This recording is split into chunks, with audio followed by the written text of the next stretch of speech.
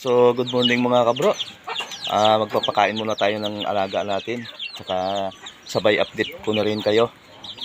Ito na yung napisa natin noon. No? Yan, 5 na lang. Sa sobrang lamig, namatay na yung dalawa. Kain. Malamig kasi sa amin ngayon eh. Kaya namatay na yung dalawa sa sobrang lamig. Yan, ano sila. Yung kulay puti natin na alaga na inahin. Dito naman tayo sa kabila. Ito na yung dating yung 5. Yan, malalaki na sila. Yung nanay niyan, yung puti, yung may pisa na maliliit. Ito. Yan.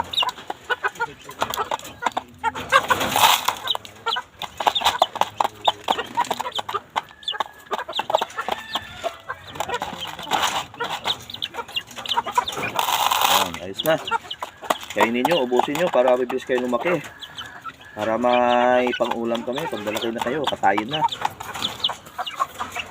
Dito naman sa kabila, yung 3 dito, pinakawalan ko na yung 2. Kasi nag-iitlog na. Bali yung 3, 4 pala sila nandito. Ayun na sa baba, yung bulik. Nag-iitlog na yan.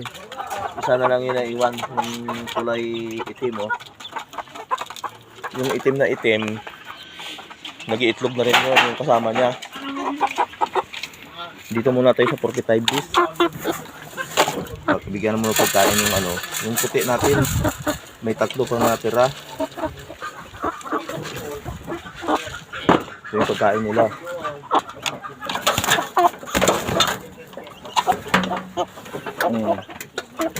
Hindi pa nabili yung 3.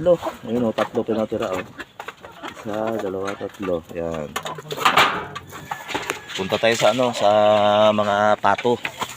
Dito naman tayo sa mga pato natin. Yung pato natin, 10 na natira, nabenta na.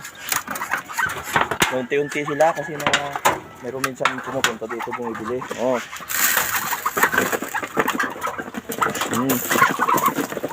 Yan na lang yung alaga natin pato mga kabro.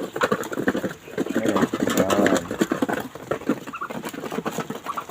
Parang pilay itong isa, Pilay, siguro pinapalo ng yung malaking manok. Pula dito.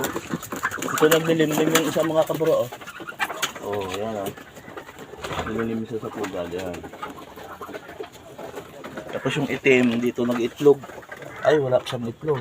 Yan, madilim kasi. Madilim yung video natin. Pasensya na, video sa ilalim kasi kayo dito ng kubo. Dito ako sa ilalim ng kubo kaya medyo madilim. So maraming salamat sa inyong pagsama at sa inyong panonood. Good morning po sa ating lahat.